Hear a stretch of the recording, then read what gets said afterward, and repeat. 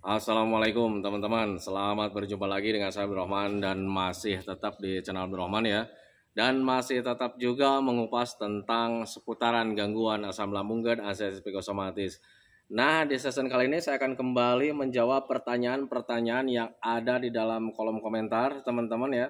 Nah, makanya bagi teman-teman yang merasa bertanya di kolom komentar di video sebelum-sebelumnya teman-teman ya, tolong tonton videonya sampai habis, jangan di skip biar kalian nanti mengerti, biar kalian nanti paham tentang seputaran apa yang kalian pertanyakan. Nah itu teman-teman, nah makanya tolong tonton videonya sampai habis, jangan di skip. Dan kemudian seperti biasa ya bagi teman-teman yang baru bergabung, kalau seandainya kalian mau bertanya tentang seputaran gangguan asam lambung dan asam psikosomatis, alangkah baiknya kalian tonton dulu video-video saya sebelumnya karena untuk seputaran gangguan asam lambung dan asam psikosomatis semuanya sudah saya share. Dari mulai cerita saya yang terkena gangguan asam lambung dan asam psikosomatis, kemudian merasakan 1001 macam sensasi yang sangat tidak nyaman, itu sudah di-share teman-teman ya. Dan kemudian bagaimana cara menangani setiap sensasi yang hadir, itu juga sudah di-share. Nah, makanya biar lebih jelas, biar lebih detail, alangkah baiknya kalian tonton dulu video-video saya sebelumnya. Nah itu teman-teman ya.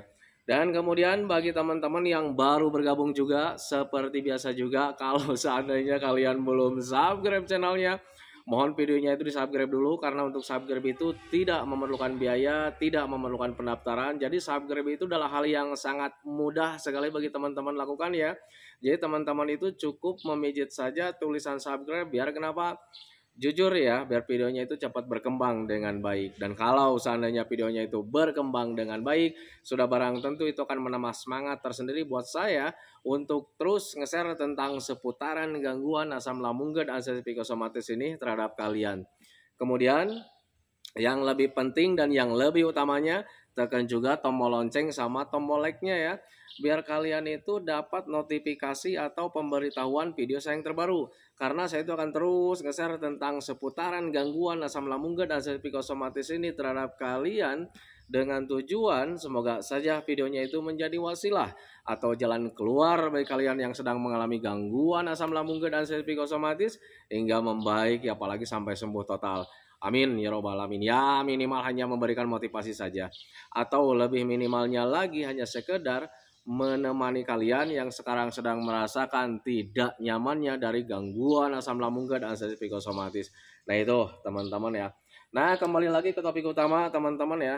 Di sini ada 3 video yang sebelumnya gitu teman-teman yang belum sempat saya respon. Nah makanya di session kali ini itu saya akan menjawab pertanyaan-pertanyaan yang ada di 3 video yang sebelumnya. Nah makanya bagi teman-teman yang merasa bertanya, tolong tonton videonya sampai habis, jangan di skip. Nah pertanyaan yang pertama itu dari Ferry 1228. Paling susah menjaga pola pikir. Betul sekali teman-teman ya, saat terkena gangguan asam lambung dan asam psikosomatis kita itu sulit menjaga pola pikir gitu teman-teman ya, karena didorong masih banyak ketakutan teman-teman ya. Kita takutnya sensasi yang hadir itu menjadi berbahaya teman-teman. Kemudian ketika kita mau melakukan hal apapun, kita itu banyak ketakutan, takut tidak mampu lah, takut nanti sensasi hadirlah ketika mau melakukan hal apapun, kemudian kita takut matilah ketika mau melakukan hal apapun. Nah itu teman-teman, nah, makanya ketika kita banyak ketakutan, kita itu selalu berpikirnya itu ke hal-hal yang tidak diinginkan. Makanya ketika selalu berpikir seperti itu, kadang kita mau berpikir yang lain itu agak sulit teman-teman ya. Kita mau mengalihkan pikiran-pikiran negatif itu agak sulit. Nah itu teman-teman, nah, makanya untuk orang-orang yang sedang terkena gangguan asam lambung dan asam psikosomatis saat ini, ketika kalian ingin menghindari pikiran-pikiran negatif, teman-teman yang harus kalian lakukan itu adalah selalu menanamkan dalam pikiran kita bahwa kita itu bakalan baik-baik saja, karena memang pada dasarnya kita itu bakalan baik-baik saja teman-teman. Kemudian sadari kalau seandainya kalian terlalu banyak berpikir ke hal-hal negatif, itu cuman permainan pikiran saja, permainan pikiran dari anxiety disorder teman-teman ya, karena kitanya itu sedang benar-benar sensitif, ada trauma tentang hal yang tidak diinginkan teman-teman, sehingga kita kalau banyak ketakutan itu ya kita banyak mikir teman-teman ya. Itu nah makanya usahakan untuk orang-orang yang terkena gangguan asam lambung dan asam psikosomatis belajar masa bodoh saja, toh bahwa gangguan asam lambung dan psikosomatis itu tidak berbahaya.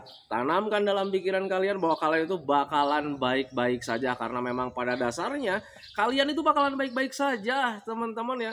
Nah itu, makanya pahami saja ke sana. Kemudian untuk menjaga pola pikir itu dibantu juga dengan sering melakukan hobi-hobi yang menyenangkan. Lakukan aktivitas-aktivitas yang menyenangkan biar pikiran kita itu teralihkan dengan apa yang kita lakukan. Nah itu teman-teman ya, untuk saya pribadi dulu sering jalan-jalan ya. Sering jalan-jalan, lihat sawah, lihat pemandangan teman-teman, dan akhirnya lambat laun itu pemikiran-pemikiran tentang penyakit, pemikiran-pemikiran yang menakutkan itu teralihkan dengan apa yang kita lihat, apa yang kita hadapi, apa yang kita lakukan. Nah itu teman-teman, makanya usahakan untuk orang-orang yang terkena gangguan asam lambung dan psikosomatis sering jalan-jalan saja. Nah itu teman-teman, biar kalian itu teralihkan pemikiran-pemikiran negatifnya. Nah kemudian selanjutnya sakit pinggang. Nah ini teman-teman ya, dulu saat terkena gangguan asam lambung dan psikosomatis saya mengalami sakit pinggang bagian belakang itu, subhanallah ya, rasanya sangat dahsyat sekali teman-teman ya, kayak macam kita itu pinggangnya kayak macam dipotong dibegitukan teman-teman ya. Nah dulu juga saya sempat bingung dan banyak ketakutan, dulu berpikirnya wah ini jangan-jangan urat kejepit nih dan sebagainya. Tetapi ketika diperiksa ke dokter itu saya selalu dinyatakan baik-baik saja. Tambah bingung teman-teman ya, karena diagnosa dari dokter itu berbeda dengan apa yang kita rasakan. Dokter bilang kita baik-baik saja, tetapi yang dirasakan sangat sakit sekali. Nah itu teman-teman ya. Nah kenapa orang-orang yang terkena gangguan asam lambung dan psikosomatis mengalami sakit pinggangnya itu sangat hebat sekali. Jujur, yang namanya sakit-sakit otot atau sakit-sakit bagian lengan termasuk di pinggang, kalau seandainya kalian dinyatakan baik-baik saja, itu sebetulnya dampak atau efek ketika kita stres teman-teman ya. Kitanya stres terhadap hal-hal yang tidak diinginkan, sehingga nanti kitanya itu menegang teman-teman ya, kitanya waspada, dan ketika penegangannya itu terus berkelanjutan, itu rasanya itu sangat sakit teman-teman ya. Kenapa rasanya sangat sakit? Karena kitanya sedang benar-benar sensitif teman-teman ya. Pikiran kita sedang sensitif, perasaan kita sedang sensitif, akhirnya ada rasa sakit apapun itu rasanya itu sangat hebat sekali. Itu pengalaman saya dulu saat terkena gangguan asam lambung dan psikosomatis. Nah sekarang gimana solusinya? Perbanyak minum, minimal 8 gelas dalam sehari, jangan sampai kurang. Kemudian hindari stresnya teman-teman ya. Kemudian bantu juga dengan sering berjemur lah bagian pinggangnya gitu teman-teman ya, pagi hari minimal 15 menit dalam sehari. Kemudian jangan terlalu sering rebahan, jangan terlalu sering duduk teman-teman ya. Sering jalan-jalan saja, walaupun jalan-jalannya itu cuma terbatas teman-teman ya. Tapi Pak sakit nanti juga hilang dengan sendirinya teman-teman ya. Itu pengalaman saya dulu saat terkena gangguan asam lambung dan psikosomatis. Nah kemudian selanjutnya, saya sering mengalami mual berlebih tapi nggak muntah. Gimana solusinya? Itu mual teman-teman ya, penyebabnya itu karena memang gasnya masih berlebih. Makanya ketika kalian diperiksa ke dokter itu ada diagnosa yang namanya itu gastritis, kelebihan gas. Nah kenapa kita orang yang terkena gangguan asam lambung bisa kelebihan gas? Ya karena gastritis atau misalkan kelebihan gas itu dari asam lambung yang tidak normal. Yang namanya gas sifatnya menekan sehingga kita itu terasa mual, ada tekanan dari dalam. Nah itu teman-teman, nah sekarang solusinya gimana? Normalkan asam lambungnya dengan cara seperti apa?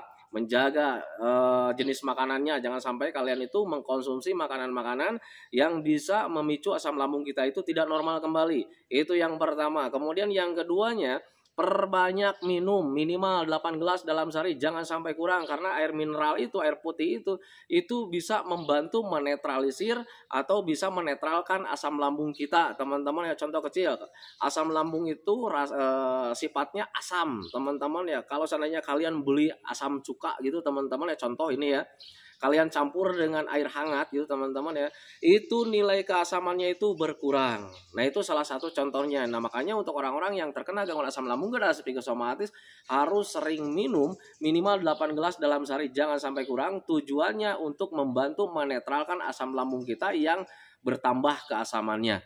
Nah itu teman-teman, makanya pahami saja ke sana. Dan kemudian untuk membantu menormalkan asam lambung kita itu sebaiknya kalian juga menghindari stres, terlalu banyak pikiran. Pak, saya itu nggak terlalu banyak pikiran. Coba ingat-ingat, apakah setiap harinya selalu memikirkan tentang penyakit? Apakah setiap harinya selalu memikirkan tentang penderitaan? Apakah setiap harinya selalu memikirkan tentang kematian gitu teman-teman ya? Tanpa disadari kalau seandainya kalian selalu berpikir seperti itu menjadi stres teman-teman ya. Stres itu adalah suatu pemikiran yang selalu dipikirkan secara berulang-ulang, bahkan setiap hari teman-teman ya. Nah itu bisa menyebabkan stres teman-teman, dan kalau seandainya stres itu bisa memicu asam lambung kita itu menjadi tidak normal. Apakah betul asam lambung pemikiran itu atau stres itu bisa memicu asam lambung tidak normal? Pemikiran dan pencernaan itu saling berketerkaitan teman-teman, nah makanya pahami saja ke sana.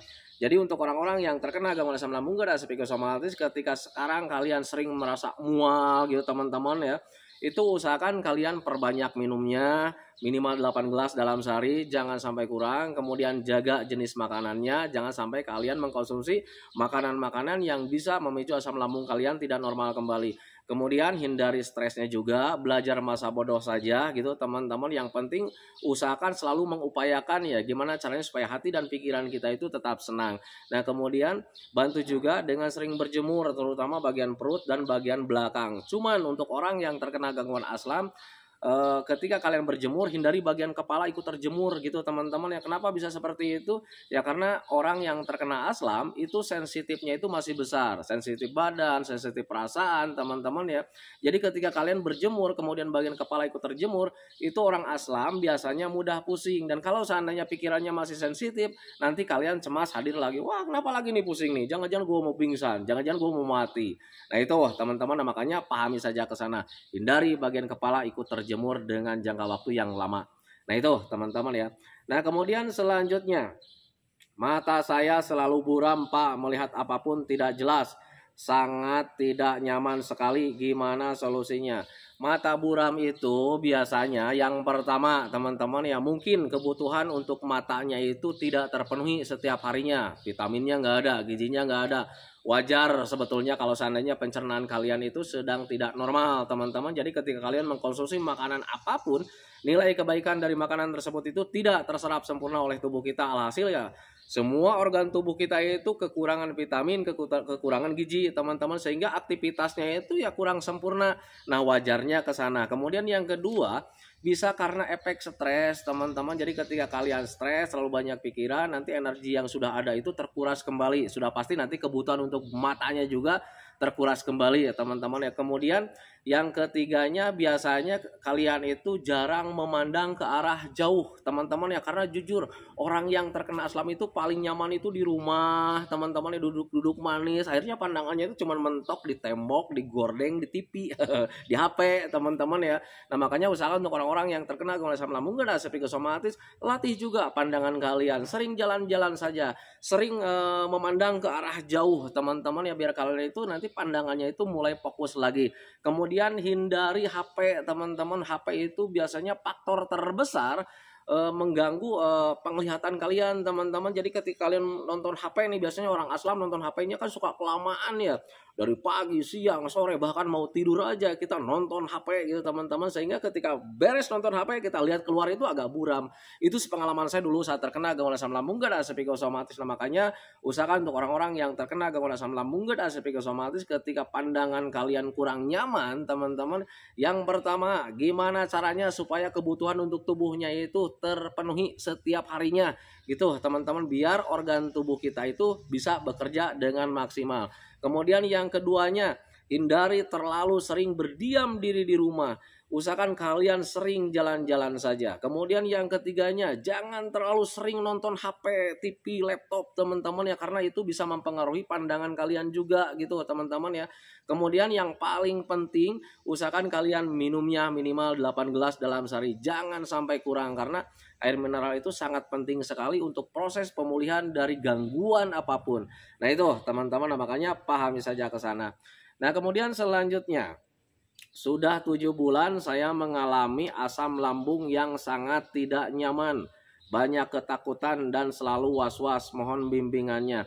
Untuk orang-orang yang terkena gangguan asam lambung dan psikosomatis, ketika belum memahami teman-teman ya, Tanamkan dalam pikiran kalian bahwa kalian itu bakalan baik-baik saja, bakalan sembuh teman-teman. Tapi Pak ini tidak nyaman, ya namanya juga gangguan teman-teman ya. Tidak ada yang namanya gangguan itu rasanya nyaman. Rindu dong dengan sakit gigi karena sakit gigi itu nikmat, nyut-nyutan. Tidak ada seperti itu teman-teman ya. Yang namanya gangguan itu pasti rasanya tidak nyaman teman-teman. Tetapi perlu kalian ketahui gangguan yang kalian alami saat ini teman-teman ya itu tidak berbahaya. Karena gangguan asam lambung dan asam psikosomatis itu bukan gangguan besar teman-teman, itu gangguan rumahan. Cuman terasa besar karena kitanya sedang sensitif.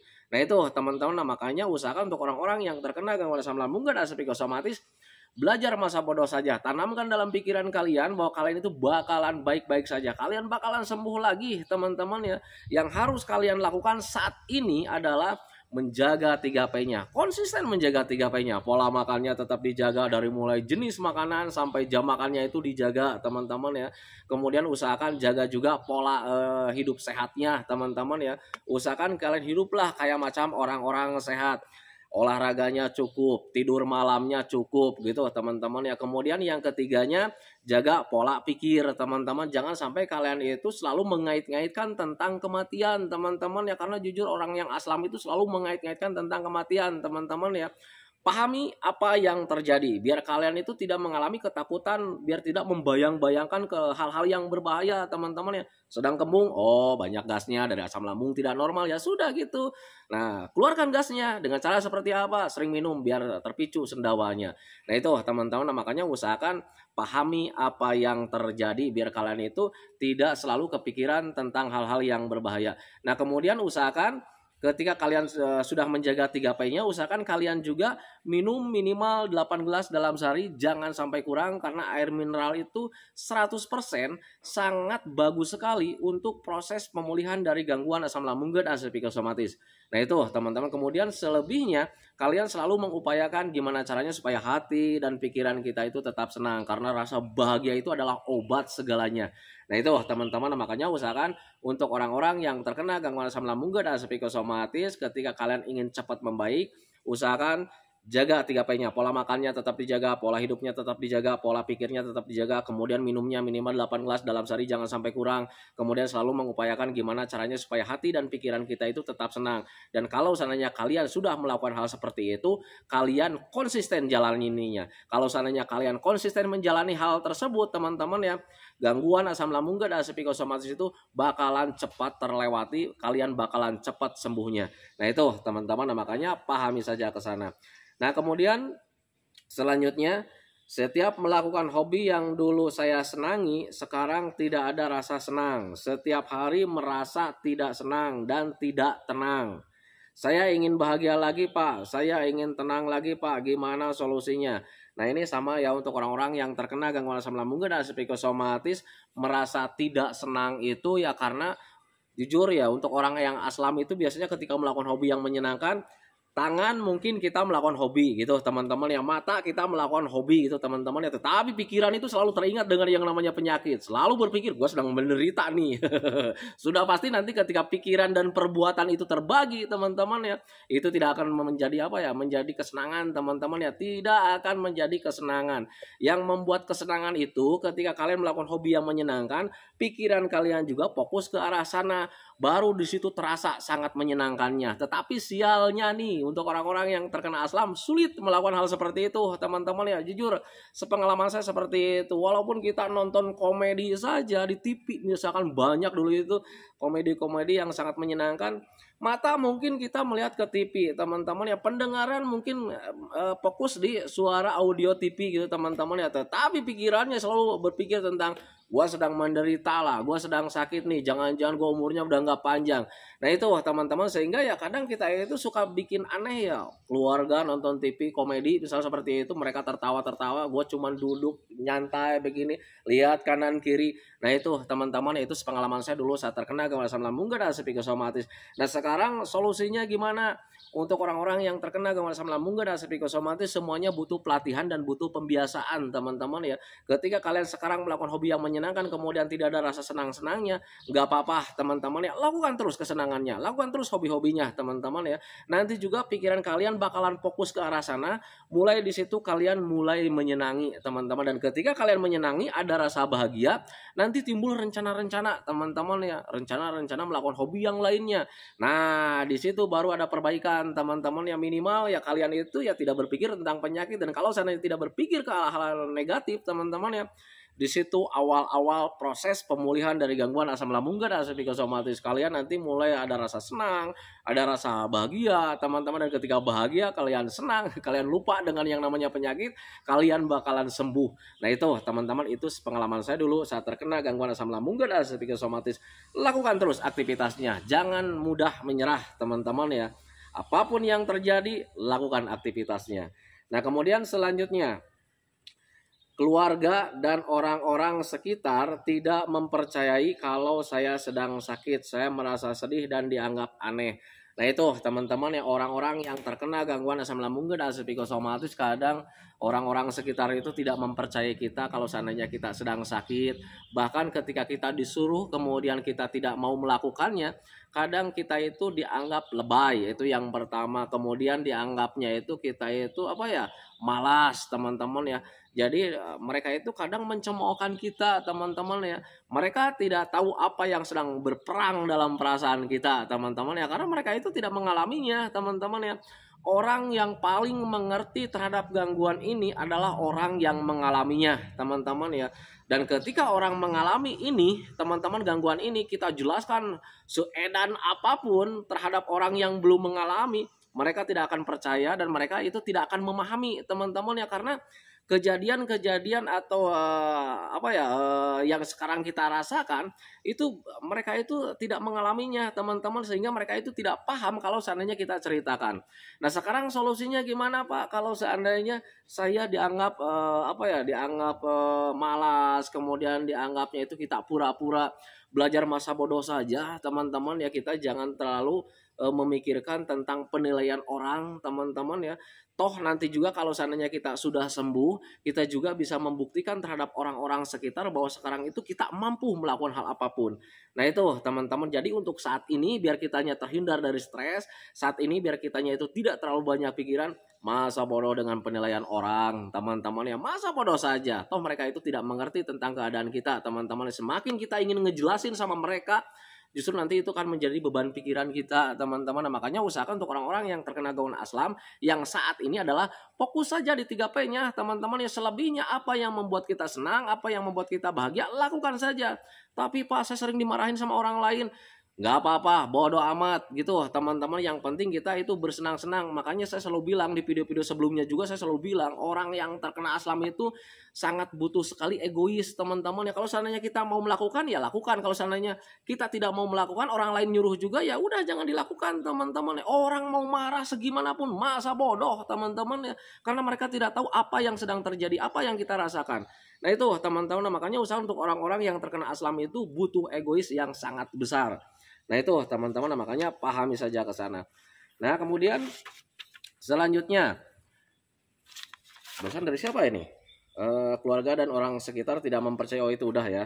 Nah kemudian selanjutnya, sulit berpikir Pak, kurang fokus terhadap hal apapun. Saya jadi takut menjadi gila. Saya dulu pernah mengalami hal seperti itu teman-teman. Jadi ketika ngobrol itu kadang pikiran kita itu sulit fokus, apalagi kalau seandainya kita disuruh menjelaskan suatu materi gitu teman-teman ya. Sedang rapat misalkan disuruh menjelaskan suatu materi, kadang kita nggak fokus teman-teman, dan kadang kita itu pikirannya itu selalu loncat-loncat kemana-mana teman-teman ya. Tidak tertahan, kadang pengen loncat ke materi yang lain, kadang pengen cepet-cepet pulang dan sebagainya. Banyak kejadian dulu gitu teman-teman ya, saat kita itu sulit fokus. Nah kenapa untuk orang-orang yang terkena gangguan asam lambung dan psikosomatis sulit fokus dan kemudian sulit berpikir yang lain-lain teman-teman ya, itu bukan pertanda kalian menjadi gila, bukan teman-teman ya, bukan tanda-tanda gila, bukan teman-teman ya. itu hanya efek stres atau efek terlalu banyak pikiran ke satu titik teman-teman. Dan biasanya untuk orang-orang yang terkena gangguan asam lambung dan ASI psikosomatis setiap harinya itu berpikirnya itu menitiknya itu ke hal-hal yang tidak diinginkan teman-teman, sehingga hal-hal yang lain itu jarang kita pikirkan, sehingga ketika kita mau beralih pikiran itu agak sulit teman-teman ya. Nah itu, nah makanya untuk orang-orang yang terkena gangguan asam lambung dan ASI psikosomatis, jangan pernah berpikir kalian itu mendekati gila. Bukan teman-teman, ketika kalian sulit berpikir, kurang fokus, itu biasanya efek stres atau terlalu banyak pikiran ke hal-hal negatif teman-teman. Dan banyak pikirannya itu ke satu titik biasanya, yaitu tentang penderitaan. Tentang jangan-jangan gue mau mati nih, jangan-jangan gue umurnya udah gak panjang lagi nih, apalagi nih ya yang dirasakan kok sekarang tidak nyaman nih, wah jangan-jangan gue besok mati nih, dan sebagainya, kapan nih gue bakalan sembuh. Jadi selalu saja berpikirnya itu setiap hari itu seperti itu teman-teman ya, kenapa gue gak nyaman dan nah itu teman-teman ya, sehingga ya kita berpikir yang lain-lainnya itu tidak teman-teman ya, sehingga ketika kita bersosialisasi dengan orang lain, kita itu sulit berpikir, sulit fokus juga, karena setiap hari pikiran kita itu sudah terlatih ke arah sana. Dan siapa yang melatihnya? Ketakutan teman-teman ya, kita itu banyak ketakutan, itu yang melatih kita, sehingga ya kita itu berpikirnya itu selalu meniti ke arah sana. Nah makanya untuk orang-orang yang terkena gangguan asam lambung dan ASI psikosomatis, bagaimana agar kita itu bisa fokus lagi, bagaimana kita itu agar bisa berpikir jernih lagi. Buang pemikiran-pemikiran yang negatif itu dengan cara seperti apa? Selalu menanamkan dalam pikiran bahwa kalian itu bakalan baik-baik saja. Jangan dipikirkan belajar masa bodoh saja, karena toh kita sudah tahu bahwa gangguan asam lambung dan ASI psikosomatis itu tidak berbahaya, hanya mengganggu saja. Mengganggu terhadap pikiran kita, mengganggu terhadap perasaan, mengganggu terhadap aktivitas. Aktivitas itu menjadi terbatas. Nah itu teman-teman, makanya pahami saja ke sana. Jadi untuk orang-orang yang terkena gangguan asam, saya sarankan mulai dari sekarang belajar masa bodoh saja, jangan terlalu banyak beban pikiran.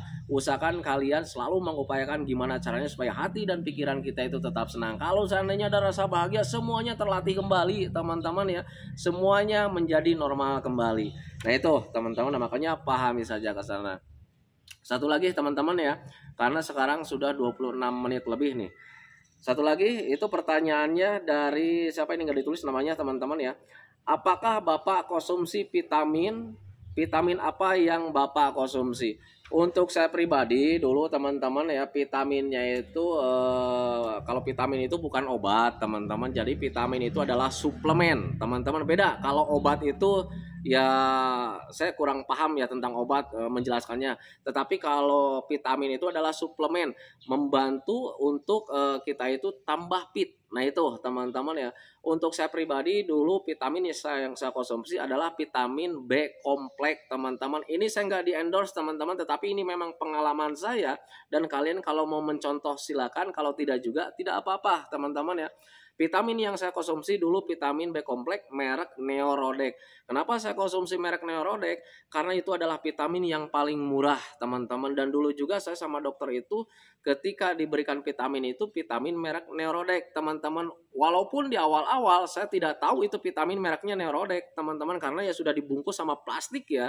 Kalau dari dokter itu biasanya suka dimasukin ke plastik, suka dianjurkan Bapak minumnya ini sekian kali setiap harinya. Kan selalu seperti itu teman-teman ya.